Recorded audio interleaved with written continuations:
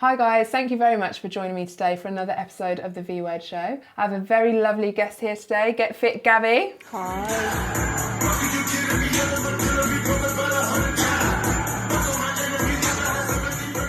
She is here today to have a chat with me all about body image and self-esteem.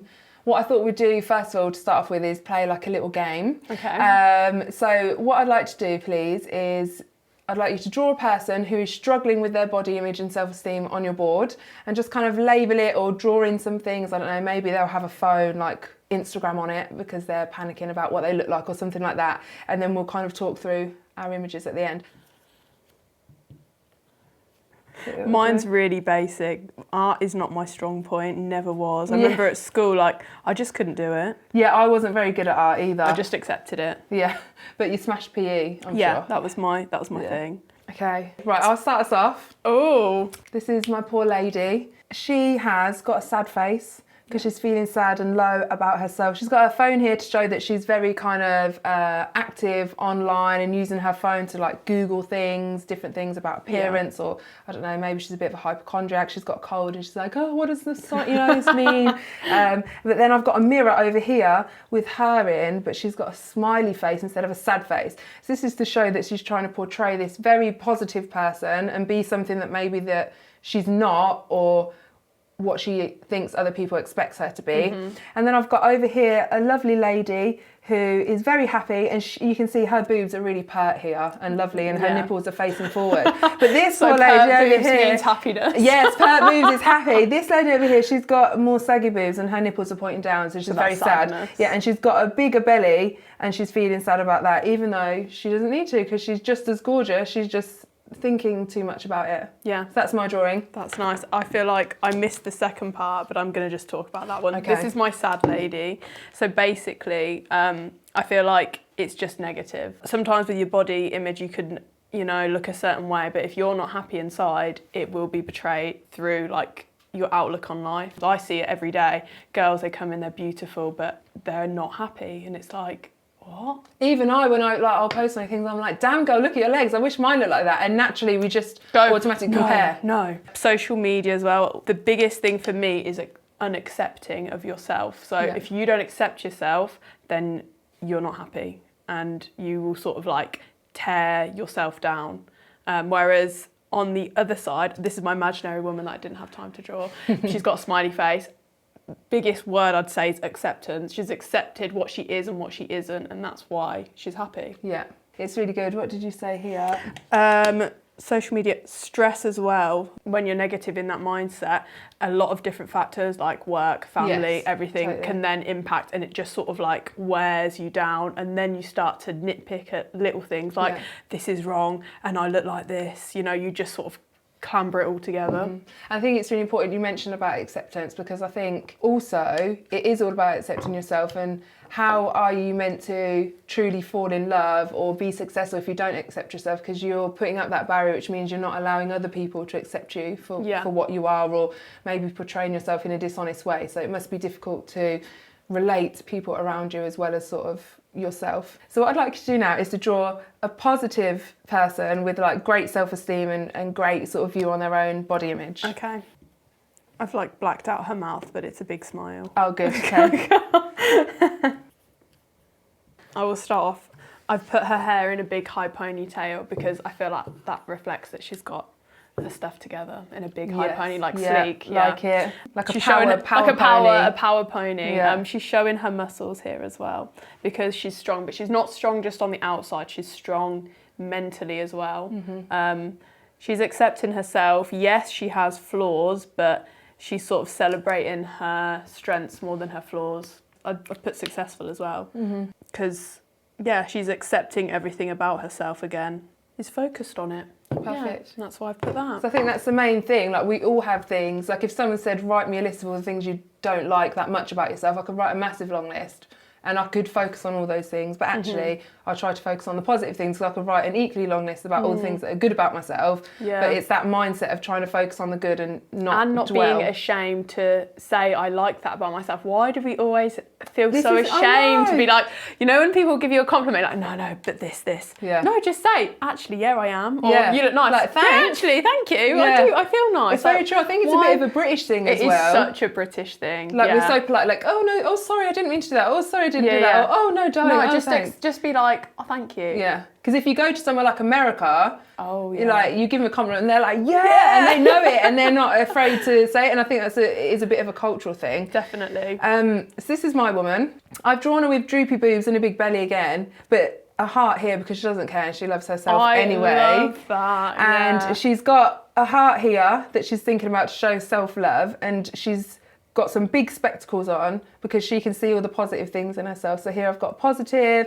good friend, kind, hardworking, because some of the positive things about you as well doesn't have to be just about the way you look, just it can physical, be who you are as a person. Exactly. And I've also got a little bubble here saying Zen. So this lady, she works really hard on being calm and maybe meditating and being mindful to help with her sort of mental health and her own vision of herself. And I've done a dumbbell here because she knows that working out is one way for her to manage her stress and also her body image. So she knows if, okay, now I'm feeling like I don't feel fit into my clothes, or my belly's bigger than it was and I don't actually like it this big, then I'm going to go to the gym. Exactly. It's not like moaning about it. It's I'm going to be proactive. I'm going to do something about it. Totally. What I'd like to do now is start the main segment of the show. So if you could just introduce yourself to camera and tell us a little bit about yourself. Hi, I'm Gabriella Moriarty. I'm 26 and I'm a female-only personal trainer from Northampton. So how did you kind of get into personal training? What made you decide to do that? I've always loved running, fitness. It's just been a massive passion of mine. It was actually one of my postgraduate jobs. I say postgraduate, it was in a cafe. Yeah. When I finished uni and I started training the manager, and then she lost weight and everyone was going, what have you been doing? She was like, oh, I've just been training with Gabby and she's been helping me. Wicked. And then the few people were like, oh, can you do that with me? And I obviously studied at the same time. Like, I got my sports coaching degree, studied to do my PT, and I just started training people. And then when it got to winter time, I was like, where am I going to go from here? Then started training my garage, set up my Instagram, and I could not believe like how many people replied to like my stories, like, oh, can you train me? And it literally just went from there. Perfect. So it kind of spiraled from there, and word of mouth, because I had seen you on Instagram and started following you because a couple of my friends had trained with you, and then I came for my first session and obviously jumped at the chance to try and get you on the show.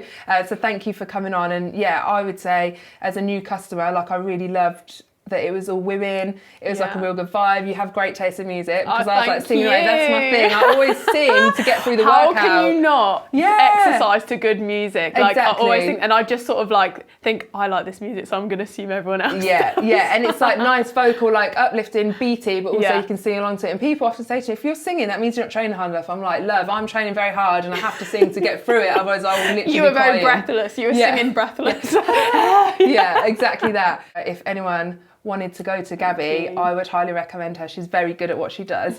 So you mentioned that you kind of started your business on Instagram. So Instagram can be a really powerful tool to grow your business. I see on Instagram actually that a lot of your posts are all about self-love and confidence and things. So why is that such an important thing for you to send a message out about? I think Instagram has a massive like young following. Obviously there's older, but especially young girls. I don't think when I was younger I had anyone or any person to like look up to. And at that age, you're so not confident within yourself, especially like my background being a runner. I was a bigger runner than, the usual. Long distance runners are very thin. Everyone who's like, if I say what I do, they're like, oh, like they're surprised. Really? Because I accept it now, but back when I was younger, I hated how I looked. I was just wanted to be thin. I hated my hips. I was like, God, tell me, why do I have hips? And I just want to sort of portray a message of like, you are okay how you are. Like, make yourself the best version of you. Stop looking at other people who don't look like that anyway, and try and look like them. Like, you are yourself, and you've got to work on yourself for yourself. And I think you're right, it's really important. You have so many young people on social media who are on it so much, it's all consuming, that they can be seeing, oh, these women with their Brazilian butt lifts and their fake boobs. And don't get me wrong, I'm not knocking anyone. If you want to have that done, go for it. If it makes you happy, that's fine. But it doesn't mean that, 15-year-old Susan isn't going to look at these women or these posts and these really slim people or whatever and not think, oh, I have to be like that, because you don't. Yeah. So to have someone who promotes body positivity and, healthy eating and healthy living, that's really good. So that there are people that youngsters can use as a role model. Yeah. It's really interesting that you said about, wanting to be thinner and stuff when you were younger. You did mention to me before that you had an eating disorder. So can you tell me a bit more about that? When I was about 15, I think there was like I was 14 or 15, there was a passing comment made by one of someone in our club at the time when I think it was at a race. We were having lunch or something, and I remember it so well because people have to be careful what they say to young girls because it sticks with you forever. He just went to me, I don't think you really need any more of that, do you? And I was like, what? Oh my God. I always knew that I was bigger than the other girls in team photos. I was like, oh my God, my legs are like 3 times the size.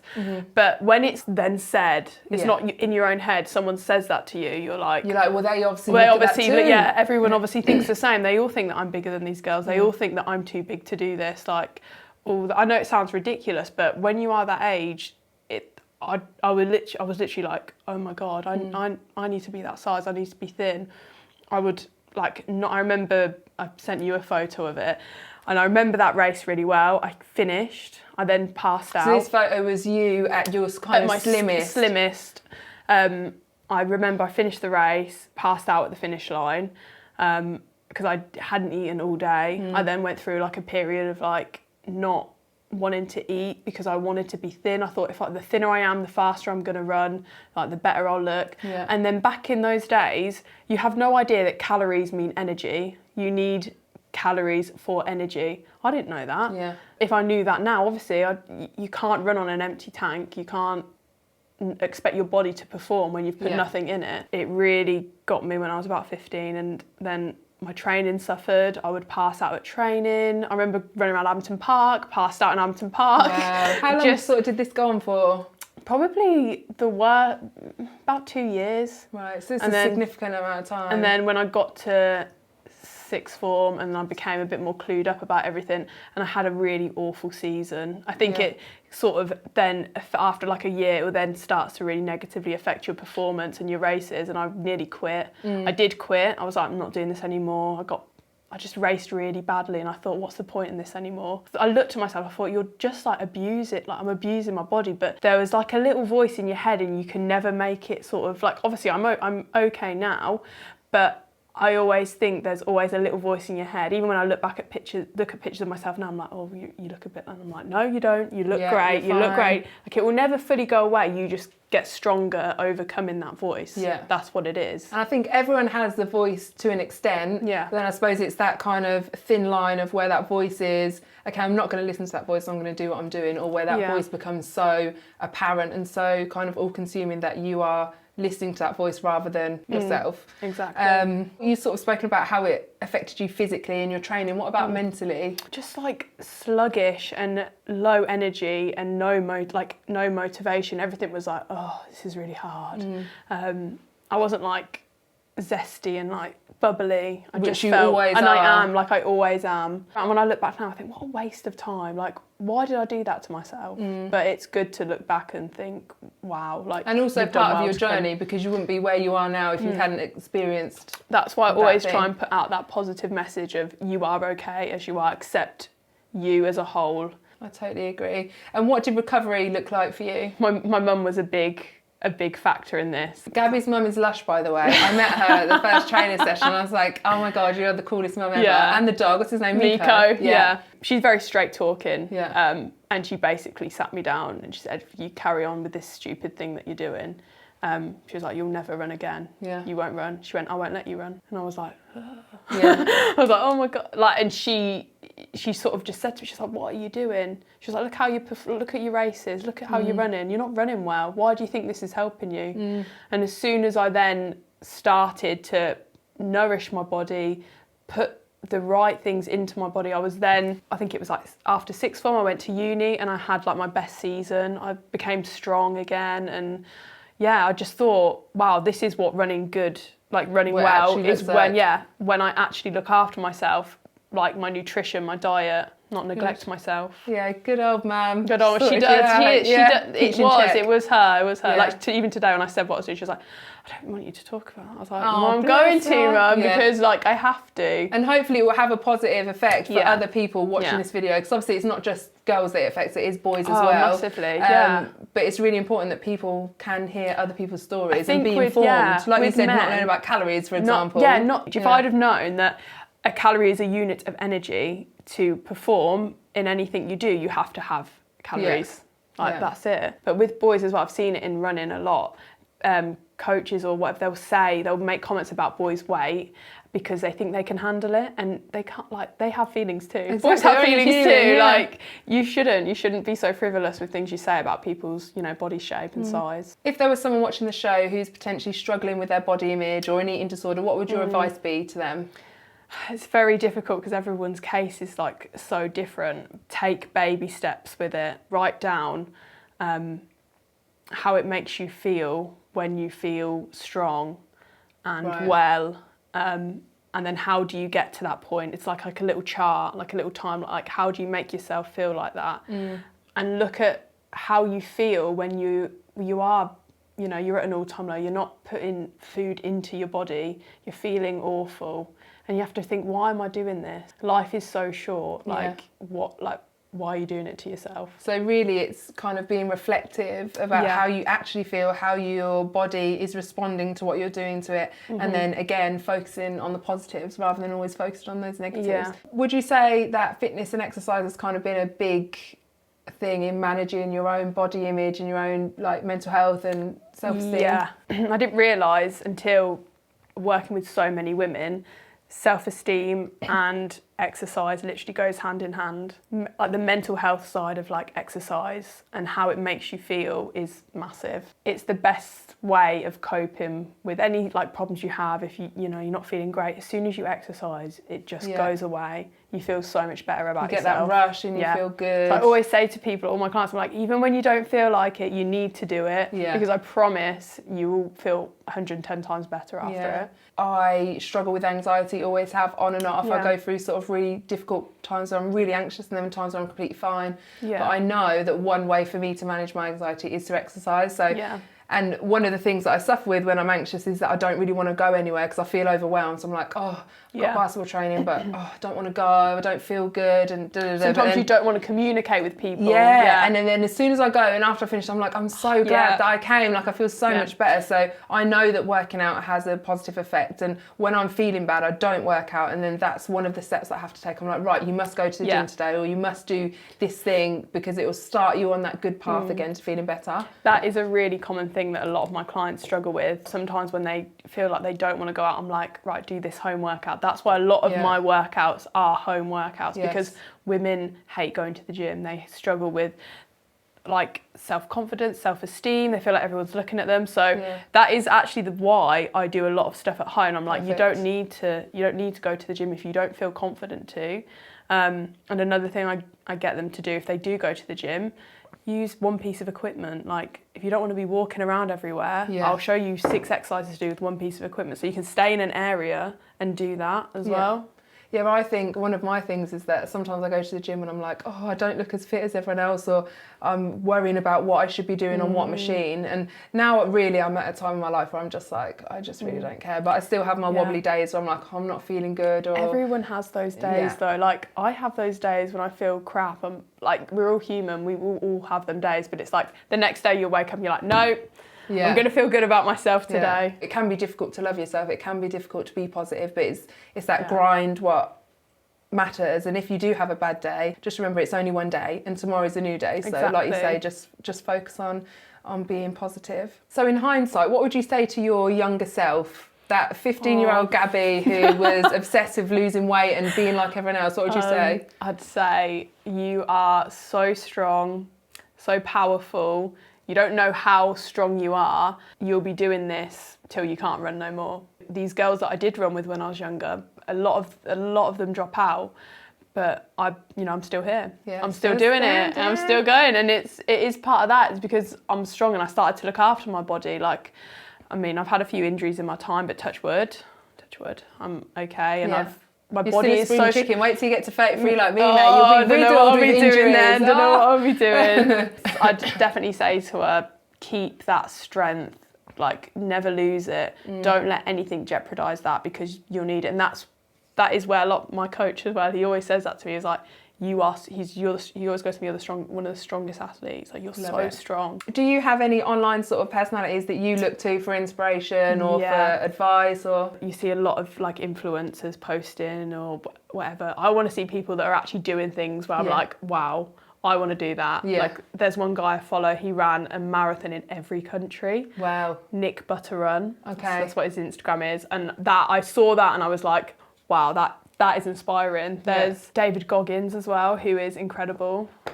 He's very straight talking. Just say it how it is. Just say it how it is. And he's like, don't be mediocre. He's like, go above and beyond. Like, and if people aren't happy with that, leave them to it. I'd follow people who I aspire to be like, in a sense. A lot of runners, a lot of athletes. Yeah. Perfect. So what's in store for you next as Get Fit Gabby? Got boot camps coming up. So that's with Dean G Fitness on Instagram. He's based in Kettering, so we're doing one a month, and then there's our female empowerment day. So I've signed up to lots of those. I think all but one where I'm at a festival or something. So I'm really looking forward to those. So they're like 2-3 hours long, aren't they? Yeah. So they look really good. Yeah, and we're doing a bit of filming at the one that's on International Women's Day, which I'm buzzed about, because I think it'll be really good to see all those women all there putting in the slog, like empowering each other, working hard. It's just something great about that's like, I recently started boot camps, but they just give you such a high. Like, you just feel like the energy everyone, especially the one that our first one of 2020 that you came to. I sort of sat there for like 30 seconds after, like, oh my God, I feel great. Yeah. Like, wow, what an amazing feeling. Yeah. All these women helping each other. We're all cheering each other on. Yeah. And that boot camp is just going to be massive, because now we don't have a cap. We're just going to get as many as we can. So perfect. It's like so 50, literally 60 loads of empowered women in a field. I love that. It's going to be amazing. Cool. All right, Gabby, well, thank you so much for coming on. Thank you. I think the advice you've given has been really good. I think some people watch this video and think, oh my God, she's talking so much sense, and use it to empower themselves and to make better choices. And thank you very much for sharing about your eating disorder, because I know probably for a lot of people it would be difficult to talk about, but again, I think that would be really positive and inspirational for lots of people. So thank you for coming on, and I hope you come on again soon. Yes, definitely. And I'll see you very shortly for a workout. Yeah, get ready. Yeah, some nice 4-day DOMs after. I'm down for that. So thank you very much for watching the V Word Show. It's myself and Gabby, and we are signing out. Peace out.